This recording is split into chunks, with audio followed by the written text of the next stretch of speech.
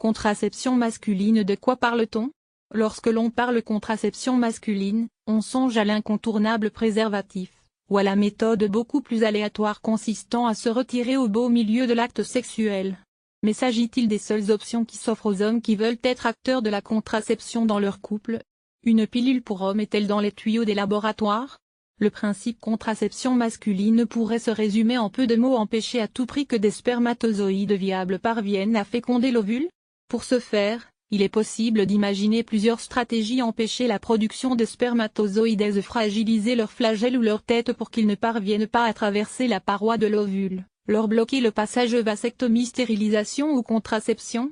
Quand on parle de bloquer le passage des spermatozoïdes, on pense spontanément à la vasectomie. Toutefois, on parle là plus d'une méthode de stérilisation ou de stérilisation à visée contraceptive de contraception. Elle n'est d'ailleurs proposée que lorsque toutes les autres méthodes semblent vouées à l'échec. Lorsque l'on parle de contraception, on envisage en effet une réversibilité garantie du procédé. Ici, l'opération inverse est possible: vasovasectomie, qui consiste à relier les canaux sectionnés lors d'une vasectomie, avec un taux de succès de 7 à 9 cas sur 10, soit 10 à 30% de non-réversibilité. Si par contraception, on parle d'avoir une maîtrise de sa fertilité, on se confronte ici à beaucoup d'incertitudes. Quelles autres méthodes sont proposées en France?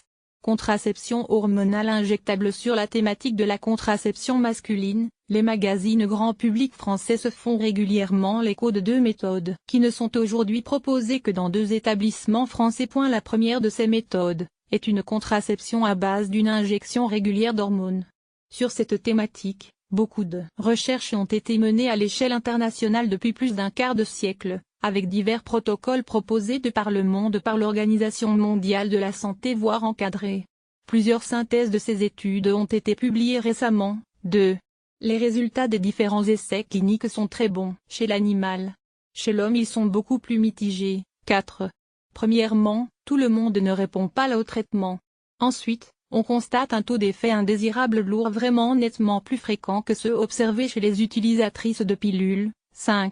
Enfin, dans plusieurs essais, certains volontaires sont restés stériles. De nombreux protocoles et dosages restent à l'étude, mais l'on ne trouve pas encore la bonne recette, qui pourrait être mise sur le marché en se disant que ça va fonctionner avec le même taux de succès, et surtout le même niveau de sécurité que la contraception hormonale féminine. Slip chauffant.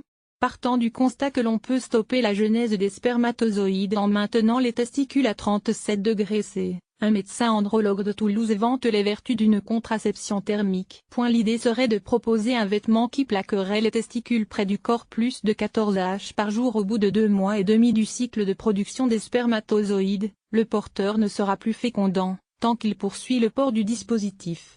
Voilà pour la théorie. En pratique, au vu du très faible volume de données scientifiques publiées, et d'expériences reproduites sur le sujet, bien peu d'andrologues se risqueraient à promouvoir la technique. Sur le territoire français, on ne compterait une 20aine d'utilisateurs confiants. Pour combien de déçus? L'avenir? Durant les 10 dernières années, une quantité impressionnante de molécules ont été identifiées qui, ingérées ou injectées, ont démontré des effets très intéressants chez l'animal. Certaines fragilisent le flagelle du spermatozoïde, d'autres sa membrane.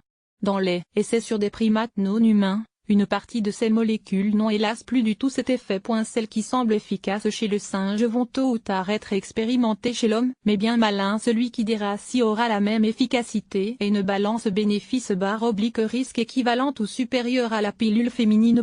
Gel contraceptif. Une dernière technique est dans les tuyaux sans mauvais jeu de mots, qui consiste à injecter un gel dans les canaux déférents et donc sur le passage des spermatozoïdes lors d'une éjaculation. Il se répartit sur les parois du canal, et désagrège la membrane des gamètes. À la fin des années 90, des tests ont été menés en Inde, procédés RISUG, qui ont été arrêtés pour des suspicions de toxicité. Si ceux-ci ont été relancés dans les années 2000, leurs résultats ne sont pas encore publiés. Aux États-Unis, procédé Vasalgel, des essais chez le lapin ont semblé très bons. Chez le babouin, les premiers résultats obtenus